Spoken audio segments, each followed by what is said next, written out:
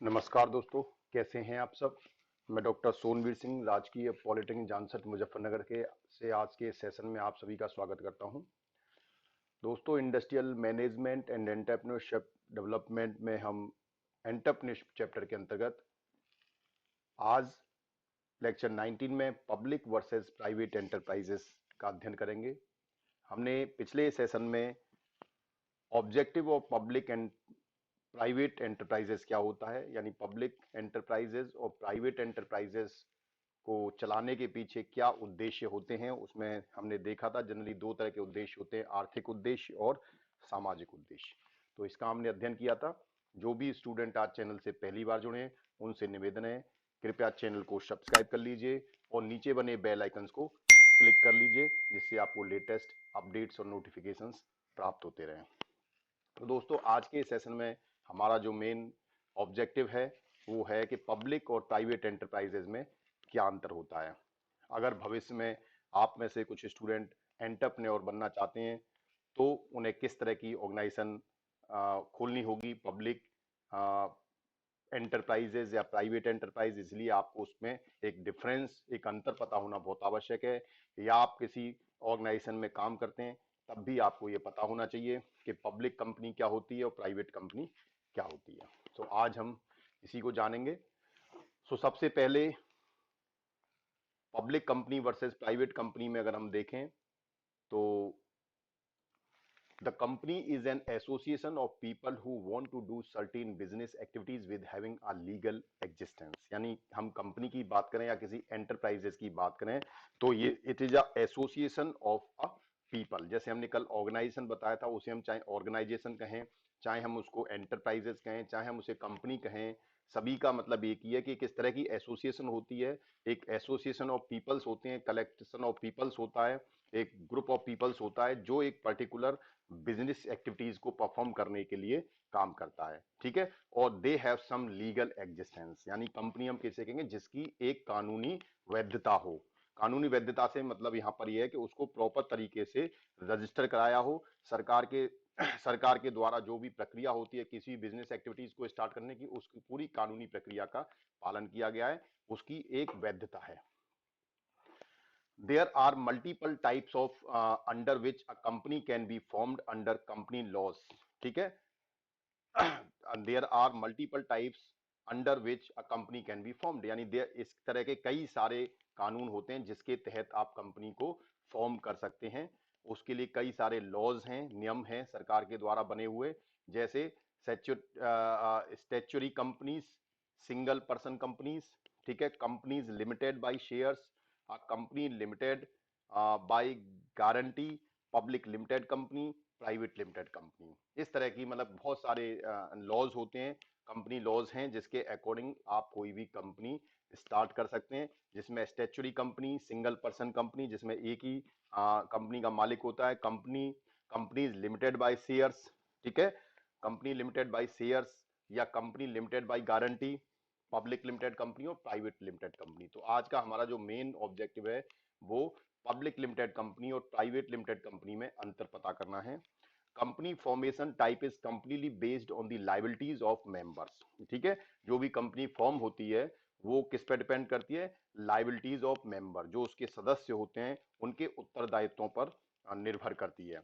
The number of members in corporation mode, और कितने उसमें मेंबर हैं, ठीक है, और इनकॉर्पोरेशन उनका किस तरह के मोड में इनकॉर्पोरेटेड है, वो सारी चीजें उसमें डिपेंड करती हैं। Among these types private companies and public companies are the most popular.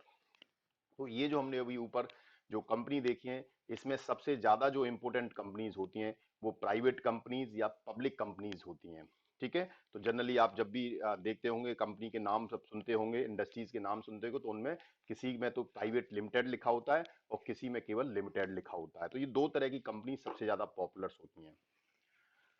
So now we comes on the what is a private company.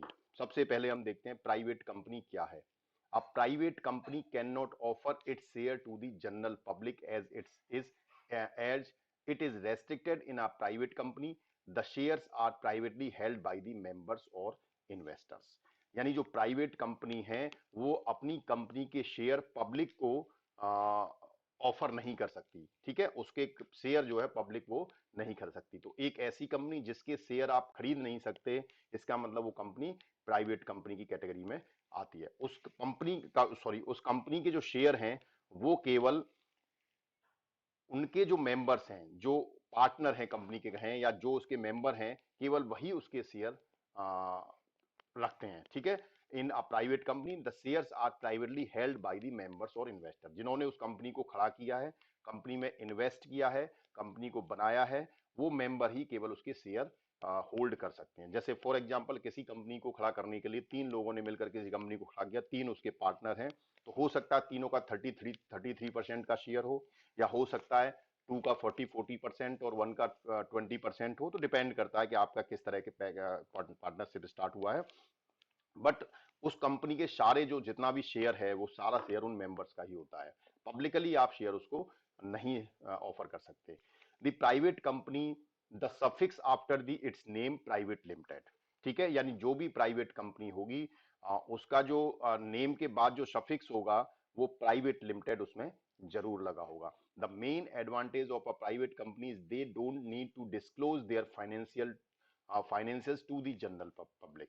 तो जो प्राइवेट कंपनीज होती हैं उनका सबसे बड़ा एडवांटेज यही होता है कि उनको अपनी फाइनेंशियल जो रिपोर्ट्स हैं, फाइनेंशियल्स हैं, तो जो वित्तीय एक्टिविटीज हैं वो पब्लिक को शो नहीं करने की आवश्यकता होती, कि कंपनी कितने फायदे में जा रही है, कितने उसके एसेट्स हैं, क्या है, वो फाइनेंशियल्स जो भी हैं, उनके वित्तीय जो भी एक्टिविटीज हैं, उनको उन्हें पब्लिक को शो अप करने की आवश्यकता नहीं होती। और दूसरी बात, उनको कंपनी को अपने नाम के बाद प्राइवेट लिमिटेड लगाना होता है। The public company is only answerable to its members investor only. तो जो पब्लिक कंपनी होती है, और जो पब्लिक कंपनी है, सॉरी यहाँ it's a private company, the private company is only answerable to its member और इन्वेस्टर, ठीक है। तो जो प्राइवेट कंपनी है वो अपने जो भी मेंबर्स हैं और इन्वेस्टर हैं केवल उन्हीं को जवाबदेह है, ठीक है, उन्हीं के को आंसरेबल है, उन्हीं के प्रति जवाबदेह है। तो उनको पब्लिक को कोई भी अपनी रिपोर्ट्स या वित्तीय रिपोर्ट्स शो अप नहीं करनी है। Now it comes on what is a public company. Public company क्या होती है? तो सबसे पहले अ public company under the company act 2013 means a company that is listed on a stock exchange and can sell its securities to the general public। यानी हम public company उसको कहेंगे जो कंपनी अधिनियम 2013 के अनुसार, ठीक है, स्टॉक एक्सचेंज, ठीक है, जो शेयर मार्केट होता है उसका स्टॉक एक्सचेंज होता है, जहां से शेयर्स की कीमत आपकी डिस्क्लोज होती है, स्टॉक एक्सचेंज, जहां पूरा लेखा जोखा होता है कंपनियों के फाइनेंशियल शेयर्स का, तो उसमें अगर लिस्ट है, ठीक है, स्टॉक एक्सचेंज में, and can sell its securities to the general public, और अपनी सिक्योरिटीज को वो जनरल पर एक सामान्य नागरिक को ऑफर कर सकती है, बेच सकती है, उसको हम कहेंगे public company. To become a public company the company need to offer an IPO to the public, ठीक है। अब क्या है, किसी कंपनी को पब्लिक कंपनी बनने के लिए उसे पब्लिक को आईपीओ ऑफर करना पड़ता है, ठीक है, आईपीओ ऑफर करना पड़ता है, यानी अपने शेयर पब्लिक को ऑफर करने पड़ते हैं। तो आईपीओ मतलब उनके शेयर्स आम पब्लिक भी खरीद पाती है, तो उस कंपनी का जो भी प्रॉफिट होता है उस प्रॉफिट के अनुसार उन शेयर होल्डर्स को भी उसका प्रॉफिट जाता है, ठीक है। जैसे अगर भाई अभी आपने सुना होगा एलआईसी के आईपीओ पब्लिक गवर्नमेंट जो है वो निकालना चाहती है। इसका मतलब क्या, आईपीओ निकालने से क्या है, फंड इकट्ठा हो जाता है। आप अपनी कंपनी के शेयर, एक तो आपने अपना खुद का अपना ही पैसा इन्वेस्ट किया है, अगर आप कंपनी के व्यापार को बढ़ाना चाहते हैं या फंड को बढ़ाना चाहते हैं तो आप उसके आईपीओ लॉन्च कर देते हैं, तो पब्लिक उसमें अपने शेयर्स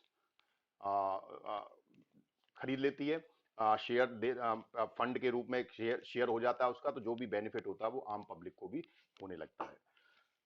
तो पब्लिक कंपनी बनने के लिए सबसे पहले उसमें जरूरी है आईपीओ लॉन्च करना। A publicly listed company means their shareholders can sell securities freely on a stock exchange, ठीक है। जो list company publicly listed company है और स्टॉक एक्सचेंज में लिस्टेड है, तो जितने भी उसके शेयर होल्डर्स हैं वो अपने शेयर्स को फ्रीली स्टॉक एक्सचेंज में सेल कर सकते हैं कभी भी किसी भी समय। A public company needs to disclose its annual report to all the stakeholders, ठीक है। और जो पब्लिक कंपनी है उसको अपनी जो भी एनुअल रिपोर्ट है, फाइनेंशियल एनुअल रिपोर्ट है, वो हर साल अपने जो भी स्टेक होल्डर है उनको शो करनी पड़ती है, डिस्क्लोज करनी पड़ती है, यानी उसको गुप्त नहीं रखा जा सकता, उसको सबको शो करना पड़ता है कि कंपनी की वित्तीय स्थिति क्या है, साल की, पूरे साल में उसने कितना प्रॉफिट कमाया। So this is all about the public company and the private company. Now we comes on the what is the difference between the public company versus private company. थोड़ा बहुत डिफरेंस अभी हमने इनकी डेफिनेशंस के माध्यम से समझा कि एक कंपनी जो प्राइवेट कंपनी है उसको अपनी कोई एनुअल रिपोर्ट पब्लिक को शो नहीं करनी पड़ती, जबकि पब्लिक कंपनी को करनी होती है, ठीक है। और प्राइवेट कंपनी के कोई आईपीओ नहीं होते, यानी वो अपने शेयर्स को ओपन मार्केट में नहीं सेल कर सकती, पब्लिक को नहीं सेल कर सकती, जबकि पब्लिक कंपनी अपने शेयर्स को पब्लिक को सेल कर सकती है। तो इस तरह के कुछ है, इसके अलावा और क्या इनमें डिफरेंसेस होते हैं वो हम देखते हैं। So now we comes on the private company versus public company, what are the difference between these. So सबसे पहले आता है कि what is the meaning of public company and private company. तो मीनिंग्स तो हम ऑलरेडी डेफिनेशंस के माध्यम से जान चुके हैं कि क्या होता है। जैसे हम पब्लिक कंपनी की बात करें तो public company is owned and traded publicly on the stock exchange, ठीक है। जो पब्लिक कंपनी है वो public company is owned and traded publicly on the stock exchange, यानी जो पब्लिक कंपनी है वो पब्लिक के द्वारा ही ओन्ड होती है, यानी उसका जो मालिकाना हक है वो ऑल ओवर पब्लिक के पास होता है, जो जिन्होंने भी उनके आईपीओ या शेयर खरीदे हुए हैं, और स्टॉक एक्सचेंज के माध्यम से वो ट्रेड ऑफ करती है, ट्रेडिंग करती है। देन प्राइवेट कंपनी क्या आती है, अब private company is owned and traded privately, और प्राइवेट कंपनी जबकि वो प्राइवेटली ओन्ड की जाती है, उसका जो ओनरशिप है, जो मालिकाना हक है, वो 2 या 3 मेंबर्स के पास, जो भी उसके मेंबर्स हैं उनके पास होता है। जबकि पब्लिक कंपनी का जो मालिकाना हक एक तरह से कह सकते हैं वो शेयर्स के माध्यम से पूरी कंपनी में सभी लोगों का होता है, जो भी उसके शेयर होल्डर्स हैं। सो पहला तो ये मीनिंग के माध्यम से दोनों का मतलब क्या है। सेकंड है यूज ऑफ सफिक्स, यानी कंपनी को बनाते वक्त हम उसमें क्या सफिक्स यूज करेंगे। तो limited company, limited can use after the public company name, यानी जो भी कंपनी होगी अगर वो पब्लिक लिमिटेड कंपनी है तो उसको केवल लिमिटेड लिखना होगा। जैसे फॉर एग्जांपल एबीसी लिमिटेड या रिलायंस इंडस्ट्रीज लिमिटेड, ठीक है, इसमें कोई प्राइवेट नहीं लगा हुआ कहीं पर, तो ये एक पब्लिक कंपनी है, ठीक है। इस कंपनी में कोई भी, आप कोई भी शेयर इनके परचेज कर सकते हैं। जब आप इसके शेयर परचेज करेंगे तो इसमें इस इंडस्ट्रीज को जो भी लॉस होगा या प्रॉफिट होगा उसमें आपकी भी हिस्सेदारी होगी, ठीक है।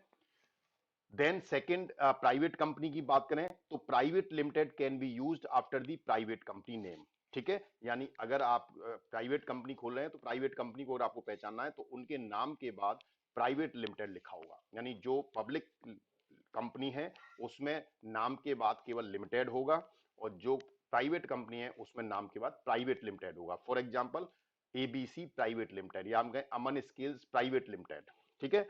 तो यहां देखिए नाम में लिमिटेड से पहले प्राइवेट लगा हुआ है, इसका मतलब ये कंपनी प्राइवेट कंपनी है, और इसके जो भी ओनर हैं, वो जो मेंबर शेयर होल्डर्स हैं, वो वही मेंबर हैं केवल जिन्होंने इसमें पैसा इन्वेस्ट किया है। थर्ड आता है मिनिमम मेंबर्स, कि कितने मेंबर कम से कम किसी भी कंपनी में हो सकते हैं, प्राइवेट कंपनी में या पब्लिक कंपनी में। Minimum 7 members must be required to form a public company. अगर आपको एक पब्लिक कंपनी बनानी है तो कम से कम आपको कंपनी में 7 मेंबर्स का होना जरूरी है, यानी उसमें जो शेयर्स हैं 7 मेंबर्स के शेयर एक तरह से स्टार्टिंग में होंगे, ठीक है। 7 मेंबर उसमें होना जरूरी है।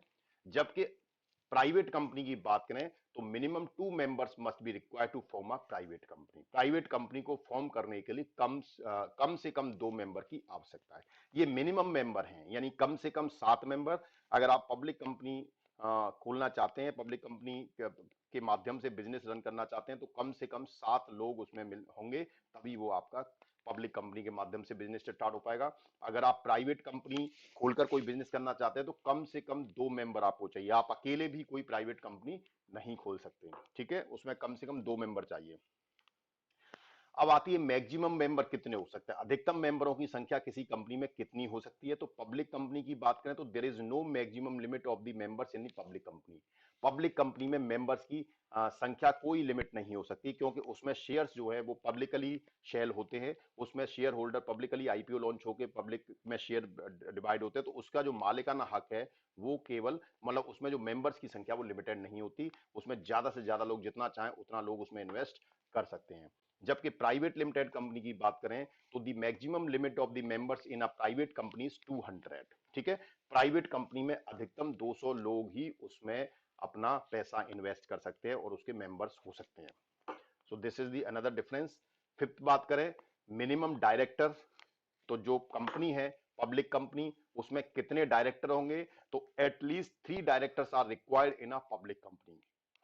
ठीक है, पब्लिक कंपनी में कम से कम 3 डायरेक्टर की आवश्यकता होगी, जबकि प्राइवेट कंपनी की बात करें तो प्राइवेट कंपनी में कम से कम 2 डायरेक्टर्स की आवश्यकता होगी। ठीक है, यानी कि पब्लिक कंपनी में कम से कम 3 डायरेक्टर, यानी जो 7 मेंबर्स थे उनमें से कोई भी 3 मेंबर उस कंपनी के डायरेक्टर हो सकते हैं। जबकि प्राइवेट कंपनी में क्योंकि कम से कम 2 मेंबर की आवश्यकता थी तो उसमें वो दोनों मेंबर्स डायरेक्टर होने चाहिए। ठीक है, कम से कम मिनिमम डायरेक्टर की बात है। स्टार्ट ऑफ बिजनेस, अगला जो बेस है, अगला जो कारण है उसमें स्टार्ट ऑफ बिजनेस है, तो certificate of incorporation and commitment of business is required to start the business.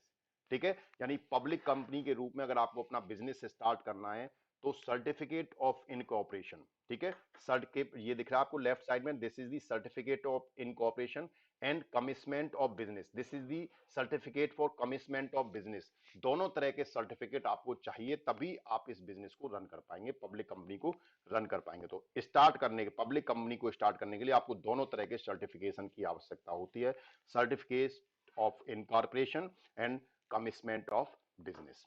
जबकि वहीं दूसरी तरफ अगर हम प्राइवेट कंपनी की बात करें तो the only certification of incorporation is required to start the business. इस केस में केवल आपको सर्टिफिकेट ऑफ इनकॉर्पोरेशन चाहिए, यानी प्राइवेट कंपनी के लिए कमेंसमेंट ऑफ द बिजनेस की सर्टिफिकेट की आवश्यकता नहीं होती।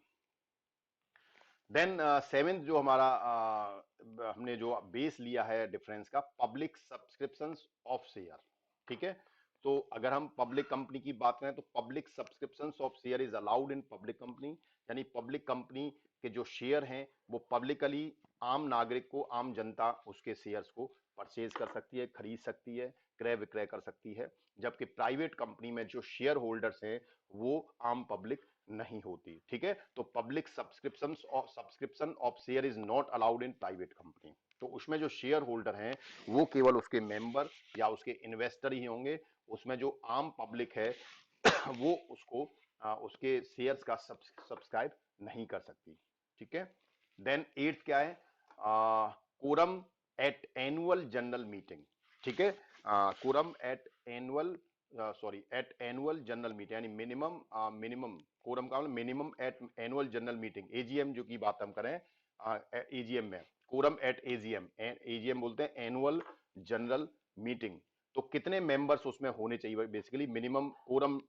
ठीक है, तो 5 member should be present personally at AGM. तो जब भी पब्लिक कंपनी की एनुअल मीटिंग होगी, एजीएम होगी, एजीएम का मतलब एनुअल जनरल मीटिंग। ठीक है, तो एजीएम जब भी कंपनी की होगी तो उसमें पर्सनली कम से कम 5 मेंबर प्रेजेंट होने चाहिए। ठीक है, कम से कम 5 मेंबर उस मीटिंग में होने चाहिए, कम से कम की बात है, उससे ज्यादा भी हो सकते हैं, मिनिमम इतने होने चाहिए। वहीं प्राइवेट कंपनी की बात करें तो प्राइवेट कंपनी में कम से कम 2 मेंबर उनकी एजीएम में प्रेजेंट होने चाहिए, पर्सनली प्रेजेंट होने चाहिए। जब उनकी एनुअल जनरल मीटिंग हो तब उसमें कम से कम 2 मेंबर होने चाहिए, 2 से ज्यादा भी हो सकते हैं, ये मिनिमम की रिक्वायरमेंट है।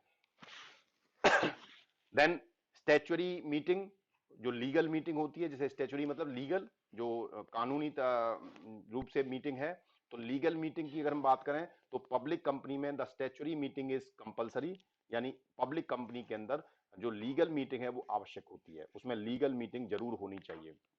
जबकि प्राइवेट कंपनी में इस तरह की मीटिंग की कोई बाउंडेशन नहीं है, इट्स ऑप्शनल, आप चाहें कर सकते हैं, अगर आप चाहें तो ना करें। ठीक है, तो statutory meeting is optional in private company. ठीक है, तो कोई भी लीगल मीटिंग की आवश्यकता प्राइवेट कंपनी के अंदर नहीं होती, जबकि पब्लिक कंपनी के अंदर ये मैंडेटरी होती है। Then 10th is issue of prospectus, क्या उन कंपनी को प्रोस्पेक्टस इश्यू करना आवश्यक है? तो अगर हम पब्लिक कंपनी की बात करें तो it is their mandate to issue the prospectus, ठीक है, यानी उनको अपना प्रोस्पेक्टस जारी करना आवश्यक है। तो पब्लिक कंपनी अपना एक प्रोस्पेक्टस जारी करती है जिसमें उसमें पूरी कंपनी का विवरण होता है, ठीक है, कंपनी का विवरण होता है प्रोस्पेक्टस के रूप में। वहीं प्राइवेट कंपनी को it is not required in a private company to issue an prospectus, उसको प्रोस्पेक्टस इश्यू करने की आवश्यकता प्राइवेट कंपनी को नहीं होती है, ठीक है, वो ऑप्शनल है, करना चाहे कर सकते हैं but it is not mandatory. 11th is shares transferability, क्या कंपनी दोनों शेयर को ट्रांसफर कर सकती हैं?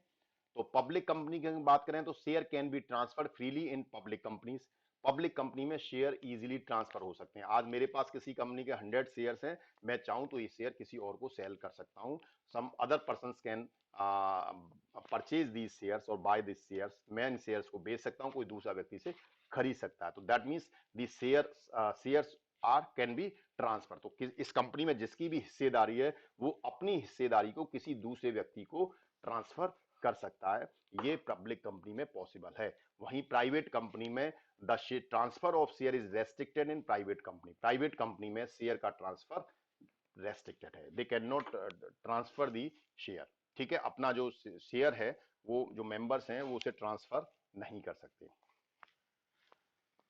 देन नेक्स्ट जो बेस है हमारा दैट इज मैनेजरियल रेम्यूनरेशन, ठीक है, दोनों कंपनी में रेम्यूनरेशन कैसे होता है? तो पब्लिक कंपनी की बात करें तो there is no restriction is managerial remuneration, ठीक है, जो भी आपके मैनेजरियल वर्क होते हैं, जो प्रबंधन का जो कार्य होता है जिन व्यक्तियों के द्वारा किया जाता है, तो उनके लिए जो रेम्यूनरेशन है, एक मानदेय जो निर्धारित होता है, तो क्या उसकी कोई लिमिट है, कोई रेस्ट्रिक्शन, कोई लिमिट है? तो there is no restrictions in managerial remuneration. तो पब्लिक कंपनी में जो रेम्यूनरेशन मानदेय है उसकी कोई रेस्ट्रिक्शन नहीं है, कोई प्रतिबंध नहीं है उस पर, जबकि प्राइवेट कंपनी में managerial remuneration can exceed 11% of the net profit, ठीक है, तो वो जो मैनेजरियल रेम्यूनरेशन है प्राइवेट कंपनी में 11%, जो नेट प्रॉफिट है उसका 11% से ज्यादा नहीं होना चाहिए।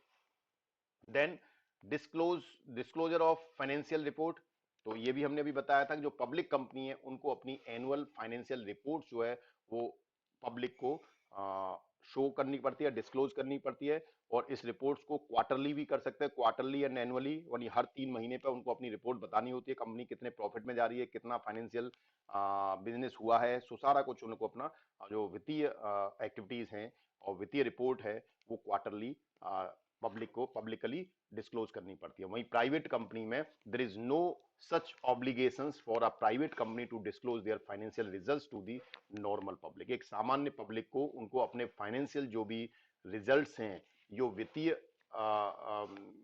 रिपोर्ट है, उनको सामान्य पब्लिक को शो अप करने की आवश्यकता नहीं होती।